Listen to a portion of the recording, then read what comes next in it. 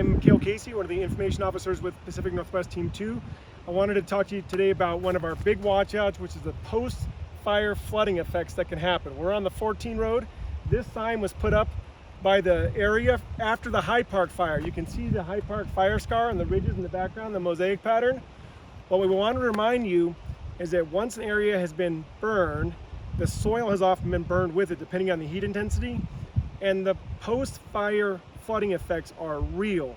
The choke points are going to collect debris, and so when we're talking about your safety, this is a very popular, the Poudre here is a very popular recreation area, fishing area. Lots of this area around northern Colorado are, of course, stellar, beautiful areas people like to go recreate. Park on high areas.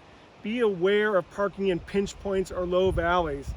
And so as we look at post-fire flooding, we want to be able to be aware that when rain comes down over ash, it creates what's called a hydrophobic effect, where instead of being a minor or normal flood, there's no way for the rain to penetrate into the ground anymore, and it becomes kind of an epic flood. It gets bigger than it should be because two things are happening. One, it's not penetrating, and two, it's hydrophobic, so that the ash and debris are actually kind of plugging the gaps in the drainage and making the water volume even higher.